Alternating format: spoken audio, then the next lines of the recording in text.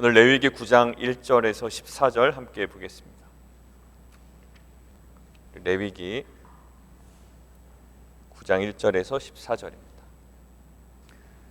5대 제사를 계속 저희가 묵상했죠. 제가 왜 그렇게 강조를 하고 또 설교했음에도 불구하고 아침에 가서 그 짧은 영상을 계속 찍어서 올렸냐면, 초기에 이게 이제 기반이 안 되면 묵상이 안 돼요. 레위기가 이제 5월 말까지 8월 말까지 레위기가 계속 진행이 될 텐데, 계속 하나하나 이렇게 좀 점검해 가시고 또 나름대로 좀 정리해 가시는 시간이 되었으면 좋겠습니다. 오늘 먼저 또 제가 박스를 쳐드리죠. 자, 9장 1절 보시겠습니까? 9장 1절 지나가다 2절에 속죄제 번제, 거기 동그라미 치시죠. 네모 박스 치시죠. 2절 대신에 아론에게 이르되, 거기는 밑줄을 그으시면 되겠습니다. 아론에게 이르되 속죄제 번제. 그리고 3절에 보면 이스라엘 자손에게 말하여 이르기를, 밑줄 그으시고 속죄제 네모 박스, 그 다음에 3절 중간에 번제 네모 박스, 4절에 화목제 네모 박스. 오늘은 3절에 있는 이 내용이 안 나옵니다. 이 정도까지만 나오고요. 내일 그게 나와요.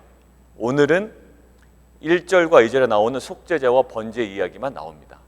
근데 이것은 이제 서러운 부분이기 때문에 나온 거고요. 자, 그리고 7절에 보면 너를 위하여, 또 백성을 위하여, 그 앞에 두 가지의 포인트를 줄기를 잡고 가는 거죠. 너를 위하여는 속죄제와 번제를 드리고, 그다음에 백성들을 위하여 속죄제와 번제, 화목제 얘기가 나오죠. 자, 그리고 이제 실제 드리는 장면이 8절입니다. 8절 속죄제 네모 박스에 놓으시고요.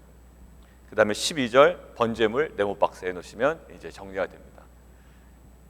오늘과 내일 거를 총 정리한 게 1절과 3절이었던 거죠.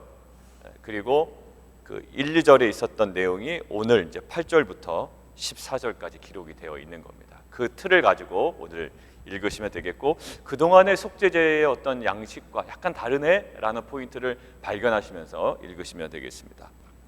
우리 8장에서는 어떠한 내용이 있었나요? 제사장 위임식, 예, 그렇습니다. 그리고 어제 주일 본문 목요일 저녁에 나눴죠. 그 시간에는 실제로 우리가 어떤 지체를 세워나가는데 그 세 가지 주요한 특징들을 저희가 보았습니다. 자, 어제까지가 이제 제사장 위임식이었고요. 이제 그 어제 본문 함께 잠깐 보실까요? 목요일에 저녁에 나눴지만 어제 본문의 35절 한번 보시겠습니까? 34절부터 35절, 36절까지 같이 한번 읽죠. 시작. 오늘 행한 것은 여호와께서 너희를 위하여 속죄하게 하시려고 명령하신 것이니 너희는 7주야를 회막문에 머물면서 여호와께 지키라고 하신 것, 거기까지요. 예, 목요일날 저녁에 나눴습니다. 여호와께서 지키라고 하신 것, 이게 어디에 있다고요? 출애굽기 몇 장? 29장. 예, 29장에 어떤 내용이 있는데요? 7일 동안에 속죄제와 번제를 끊임없이 드려야 됩니다. 끊임없이. 그래서 이 포인트에서 저희가 묵상한 것이, 사람을 세웠으면, 지체를 세웠으면 끊임없는 몸부림의 일상으로 같이 가야 된다라는 거예요. 온전케 하기 위하여. 한 번의 위임식으로 온전해지지 않아요. 한 번의 위임식으로 제단이 깨끗해지지 않는다고요. 이 제단이 지금 오염된 거예요. 실제로 이 제단에서 제사가 가동이 돼야 되는데 가동이 되기까지 한 번의 위임식으로 안 됩니다. 7일 내내, 완전 숫자 7이에요. 계속적인 일상에서의 속죄제와 번제가 드려져야 8일째가 되어서 실제로 공식적인 제사가 올려질 수 있는 거예요. 하나님께서 끊임없는 일상에서의 제사입니다. 자, 그래서 지키라, 그리하면 사망을 면하리라, 내가 이같이 명령을 받았느니라. 그리고 36절 같이 한번 읽죠. 시작. 아론과 그의 아들들이 여호와께서 모세를 통하여 명령하신 모든 일을 그대로 준행합니다. 그리고 나서 오늘 8째 날이 됐습니다. 7일째 제사를 완벽하게 다 드렸습니다. 그런데 그럼에도 불구하고 또 제사를 드립니다. 무슨 제사요? 속죄제, 번제. 자기를 위하여, 제사장을 위하여, 그리고 백성들을 위하여는 속죄제, 번제, 화목제를 드립니다. 자, 거기까지는 이해가 되겠는데요. 뭐 인간의 제약성이 있고 여러 가지 불완전성이 있지만, 하나 여러분들 발견한 포인트 혹시 있으시면, 마음속으로 고백하셔도 되고 얘기하셔도 됩니다. 자, 속죄제의 여러 가지 형식 중에 좀 특이한 점이 하나 있습니다. 어딜까요? 제가 한번 말씀드려 볼게요. 어떠한 것을 보니 이게 제사장에 해당되는 속죄제인 것을 아시겠어요? 어느 부분을 보니? 11절을 보니, 그죠? 11절을 보니 이게 제사장이나 회중에 해당되는 속죄제이구나라는 걸 알겠다고요. 11절이 뭡니까? 고기와 과죽은 진영 밖에서 불사느니라. 태우는 속죄제 아니면 먹는 속죄제, 이 속죄는 제가 말씀드린 대로 태우는 속죄제. 예, 태우는 속죄제는 제사장과 회중이 온 회중이 죄를 지었을 때 구체적인 법령을 위반했을 때 그 고기는 깊이 오염됐습니다. 그리고 그 오염된 장소가 성소 안에까지 들어갔기 때문에 피를 어디까지 가지고 들어가요? 예, 성소 안까지 가서 피를 뿌린단 말입니다. 근데 사람에게 피 뿌린다, 안 뿌린다? 안 뿌린다가 속죄제의 핵심이었어요. 자, 근데 누구에게 뿌린다? 어디에 뿌린다? 예, 휘장 앞에 뿌리고 성소 안에 들어가 향단 뿔들에 바른다라고 하죠. 흩어 뿌리고 바른다. 그리고 나머지 피들은 어떻게 한다? 제단 밑에 쏟는다. 이 동사 세 가지가 다 다르다고 그랬습니다. 예, 그런데 그런 관점에서 보면 뭐가 지금 모순이에요? 그러나서 오염된 고기는 제사장과 회중의 죄일 경우에는 진영 바깥으로 태워야 돼요. 기름은 어디서 태우고? 제단 위에서 태우고. 그래서 화목제나 속죄제나 속건제는 제단 위에서 타는 것들이 동일하다고 그랬죠. 뭘 태운다고? 기름과 상당한 부위, 그거였어요. 안 태워요. 다른 거는 제단에서 못 태웁니다. 먹던지 진영 바깥에 태우던지예요. 자, 그러면 지금 진영 바깥으로 태운다는 말은 제사장의 속죄제라는 거거든요. 그렇다면 피를 어디까지 가지고 들어가야 됩니까? 예, 그렇죠. 성소까지 가지고 들어가서 휘장 앞에 7번 흩어 뿌리고 그 다음에 향단 뿔들에 바르고 그 다음에 나머지 피는 제단 밑에 쏟아버리고 이렇게 돼야 된다고요. 그 세 가지 동사가 나와야 되는데 오늘 가만히 보십시오. 동사가 어떻게 나와 있는지. 아론의 9절 보실까요? 아론의 아들들이 그 피를 아론에게 가져오니 아론이 손가락으로 그 피를 찍어 제단 뿔들에 바르고, 자, 향단 뿔들도 아니죠. 제단 뿔들에 바릅니다. 이게요, 약간 어떤 느낌이냐면 번제에서 제단 사방에 끼얹어 뿌리다라는 느낌하고 약간 비슷하지만 또 달라요. 번제 때 피에 관한 동사가 다르다고 그랬죠. 그래서 우리가 피에 관한 동사 4가지 기억하자고 그랬어요. 속죄제 때는 휘장 앞에 흩어 뿌리다 7번, 향단 뿔들에 바르고 그 다음에 가지고 나와 지성소 바깥, 성소 바깥으로. 그래서 제단 밑에 쏟고, 이게 동사죠. 근데 번제에서 해당되는 그 동사는 뭐냐면 제단 사방에 끼얹어 뿌리다라는 거예요. 근데 우리는 그냥 뿌리다라고 돼 있지만 끼얹어 뿌리다, 동사 4개가 다 달라요. 근데 지금 뭐예요? 이거는 끼얹어 뿌리다도 아니에요. 피를 찍어 제단 뿔들에 바르는 거예요. 자, 이 의미는 어떤 의미인 것 같으세요? 이 속죄제는 인간의 죄는 어디를 오염시킨다? 예, 성소를 오염시킨다. 그래서 인간에게 뿌리지 않아요? 장소에다가 뿌린다고요? 그래서 그곳이 정결해져야 거룩하신 하나님 임재가 가능해진다고요? 자, 지금 제단 봉헌식이 됐습니다. 실제로 제사가 드려져야 돼요. 어디서? 제단 위에서 불타야 돼요. 그런데 이 제단도 오염되면 안 됩니다. 7일 내내 드렸잖아요. 맞아요. 7일 내내 드렸어요. 그런데 또 이 제단에 바릅니다. 어마무시하죠. 어제 회개했는데 뭐 오늘 회개 안 해도 되지, 이런 마음이 든다고요. 그러다 보면 이 마음이 완악해지기 시작해요. 3일 전에 회개 열심히 했으니까 이제 좀 더 깨끗해진 것 같죠? 아니요, 지저분한 거예요. 우리는 3일 전에 눈물 흘리면서 기도해도 우리는 오늘 회개해야 될 것들이 많은 거예요. 오염된 인간이고 죄악된 인간의 본성인 거예요. 자, 그러면 질문이에요. 왜 성소까지 피를 안 가져가는 거예요? 제사장, 지금 아론의 제사장 제사고, 그리고 속죄제라며, 그리고 먹지 못하는 태우는 속죄제라며, 왜 이것들을 피를 가지고 들어가지 않는가라는 거예요.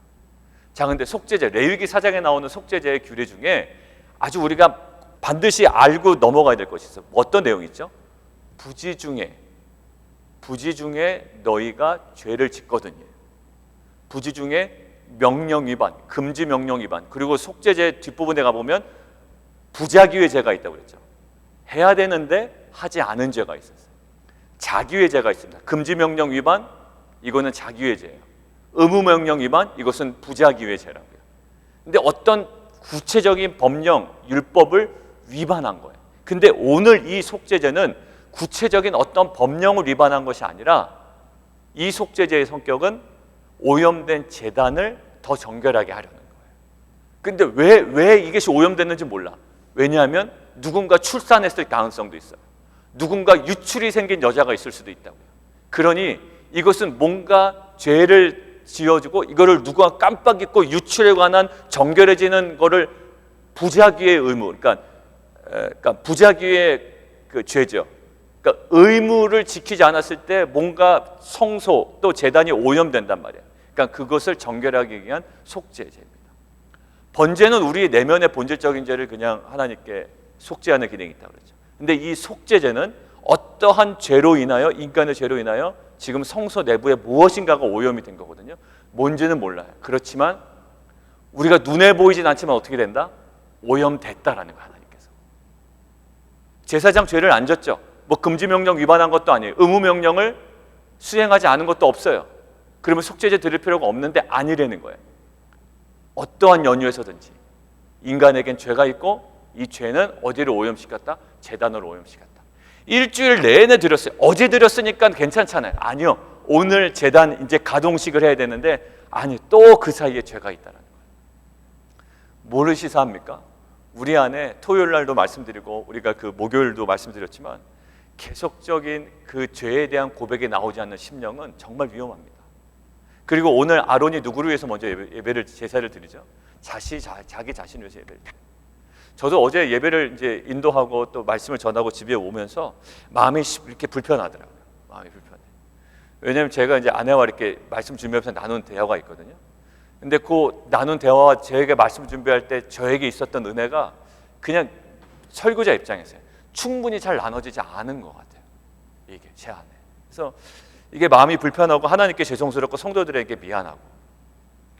그래서 이게 왜 그럴까 그랬더니 하나님이 오늘 본문을 묵상하는데 어제 결국 이 아론이 먼저 드려야 될 게 이 죄를 가지고 끙끙 앓아야 되는 거예요. 자신의 죄를 가지고.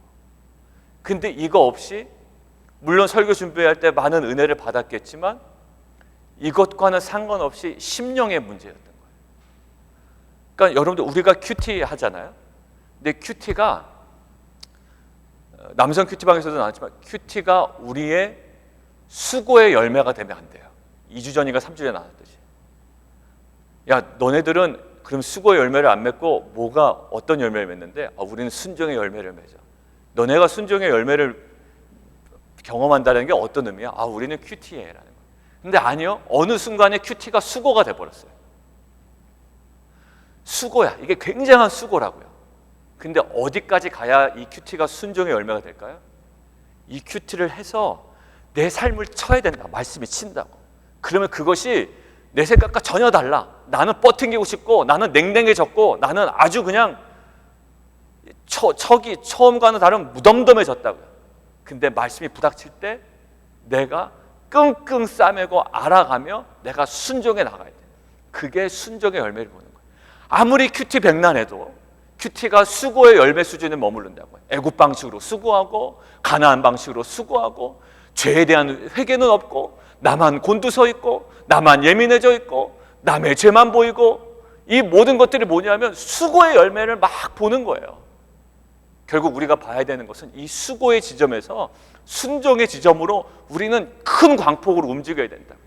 이것이 하나님께서 우리에게 바라는 모습인 줄 믿습니다. 여러분들 제가 보니까 큐티하는 교회가요 우리 교회만 있는 게 아니라 너무나도 많아요. 그러면 그 모든 교회들이 다 동일한 수준일까? 아닐 것 같아요. 그리고 큐티하는 성도들도 우리 많잖아요. 동일한 수준일까? 아닌 거는 여러분들이 더 잘하실 거예요. 10년 한 사람이 더 잘할까? 그렇지 않을 것 같아요.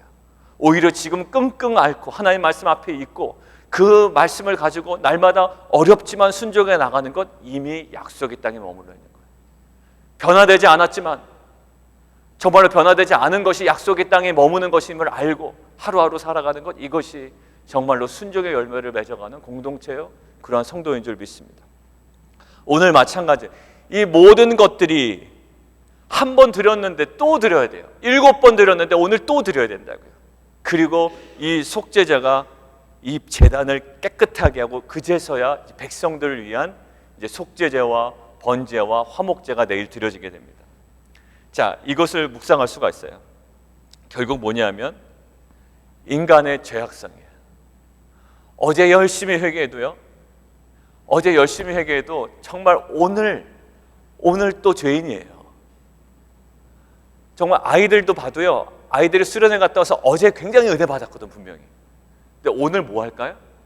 오늘 드립다 싸워요, 두 명이 은혜 받고 와서 김치찌개 먹으면서 막 수련회 가서 은혜 받았다고 얘기했는데 오늘 또 죄를 짓는단 말이에요. 마음속에 있는 죄, 행위의 죄, 어떤 감춰진 죄가 저해진다고요. 여러분들, 우리 안에 정말 거룩해지는 공동체는 하나님께서 레위기를 통해서 일주일 동안 예배드리고 8일째 시작되는 날 또 이 속죄제를 드리는 이유는, 이 속죄제에 대한 변형을 이루어 가시면서 제단을 더욱 정결케 하시는 이유는 네 안에, 너희 안에 죄가 있다. 근데 그것을 발견하는 공동체가 은혜의 공동체인 줄 믿습니다. 그리고 두 번째는요, 구약 제사의 불완전성이에요. 이것이 한 번 드려지면 이게 좀 지속이 되면 좋잖아요. 아니에요. 번제가 몇 번 드려질까요? 어제 드려졌으면 오늘 드려진다고 그랬죠. 번제 얘기할 때 상번제, 아침에 번제 드리고 저녁에 번제 드리고. 욥이 매일 아침마다 번제를 드린 이유가 뭐라고요? 욥기 1장 5절, 내 아들들이 혹시나 하나님 앞에 알지 못하는 죄를 저질렀을까 봐 그것 때문에 번제를 드렸다고요. 그래서 번제의 속죄의 기능이 있다고 그랬잖아요. 자, 결국 구약 제사의 불완전성이에요. 그러고 나서 제가 3월달 큐티책을 봤습니다. 이 히브리서에 그런 내용이 있는 것 같아서 3월 큐티책을 봤어요. 3월, 나중에 보셔서 한번 보세요. 3월 20일 본문에 이렇게 나와 있습니다. 3월 20일 본문에 히브리서 10장 11절인데요. 히브리서 10장 11절이에요. 계속 드렸잖아요. 7번 드리고 7일째 드리고 8일째 또 드리고. 자, 히브리서 10장 11절에 이렇게 나와 있습니다. 제사장마다 매일 서서 섬기며 자주 같은 제사를 드리되 이 제사는 언제나 죄를 없게 하지 못하거니와 오직 그리스도는 죄를 위하여 한 영원한 제사를 드리시고 하나님 우편에 앉으사 그 후에 자기의 원수들을 자기 발등상이 되게 하실 때까지 기다리시나니 그가 거룩하게 된 자들을 한 번의 제사로 영원히 온전하게 하셨느니라. 아멘. 이것이 예수 그리스도의 한 번의 영단번의 제사로 우리 모든 인류의 죄를 사하신, 번제의 기능, 속죄제의 기능, 화목제의 기능, 속건제의 기능, 소제의 기능, 모든 것들을 한 번의 제사로 완성시키신 예수 그리스도의 제사, 십자가의 죽음이라는 거예요. 그러니 어제 우리가 주일 예배 드렸듯이 그 본문에서 말씀하신 우리에게 정말로 가장 강력한 진정한 힘은 무엇입니까? 세상의 권력과 우리가 겨우 하루하루 돈 벌어서 돈 세는 것이 우리의 힘이 아니라 이것은 세상 사람들의 애국 방식, 가나안 방식이요, 우리 방식의 최고의 강력한 힘은 우리를 영단번에 한 번의 제사로 우리의 죄를 영원히 없이 하신 예수 그리스도의 십자가가 우리의 가장 강력한 힘을 믿습니다. 여러분들, 어제 그 십자가 묵상하다가 오늘 이제 어제 집에 들어와서 이제 설교를 리뷰한다고 말씀드렸잖아요. 저도요. 근데 하나 떠오르는 이미지가 있었어요. 뭐였냐면 그 종려주일에 이 예루살렘으로 나귀 타고 들어오신 예수님이었어요. 나귀가 어떤 나귀예요? 키가 큰 나귀가 아닙니다. 조그만 나귀예요. 여러분들 여기 근처에 어떤 국립공원 가면 해변가에 그 해변에 그 야생말들이 다니는 해변이 있다면서요? 누가 알려주시더라고요. 성도님들이. 거기 뭐 하루에 왔다 오션3에서 좀 뭐 미친가 윈가에 해당되는데 해변에 말똥들이 그렇게 많대요. 그게 야생말들이 있답니다. 그래서 운이 좋으면 야생말들이 막 뛰노는 걸 바로 앞에서 볼 수가 있대요. 여러분들, 이 말은요 멋있습니다. 그 말, 왜 그 모습 자체가 좋으냐면, 그래서 그 홈페이지에 들어가 봤어요. 그 국립공원 홈페이지에. 그랬더니 지는 석양에 야생말이 걸어가고 있는 그 사진이 그 홈페이지에 걸려 있는 거예요. 아마 거기에 스페셜티인 것 같아요. 근데 말들이요, 야생말들이 멋있어요. 다리도 길고요, 몸집도 아주 단단하고. 근데 예수님 못 타고 오셨다고요. 그런 멋진 야생말이 아니라 뒤뚱뒤뚱 나귀 타고 오셨다. 얼마나 우스꽝스러워요. 근데 사람들이 뭐라고 하죠? 그거를 우리의 왕이라고 했습니다. 물론 일주일 뒤에 완전히 뒤바뀌었지만. 근데 그 당시 그 총독이었던 빌라도는 그 예루살렘 들어올 때 무엇을 타고 들어왔을까요? 예루살렘에 뭔가를 이제 총괄하고 그것들을 관찰하기 위해 들어올 때 뭘 타고 들어왔을까요? 예, 아주 좋은 말을 타고 들어왔을 겁니다. 수많은 군사들을 이끌고 들어왔을 거라고요. 누가 왕입니까? 실제로 누가 왕처럼 보입니까? 세상적으로 볼 때. 예, 빌라도가 왕처럼 보여요. 군사들을 이끌고 멋진 말을 타고 들어올 때 사람들이 그 앞에, 권위 앞에 완전히 무릎 꿇었을걸요. 그러나 그 종려주일 그 장면만큼은 누가 왕입니까? 뒤뚱뒤뚱 아주 어색한 모습으로 들어온 예수 그리스도가 진정한 힘이요 왕이었어요. 우리는 이것들을 경험해야 됩니다. 이 본디오 빌라도의 그 권세 있는 그 야생말인지 뭔지 모르지만 그 앞에 우리는 그 뒤뚱뒤뚱 나귀 타고 들어오시는 예수님이 진정한 왕이심을 우리는 오늘도 선언해야 돼요. 십자가가 우리에게 힘이다, 능력이다. 영단번에 한 번의 제사로 이 모든 번제, 소제, 화목제, 속제제, 속건제 이 모든 것들을 한 번으로 다 이루셨다면 이것이 우리에게 은혜인 줄 믿습니다.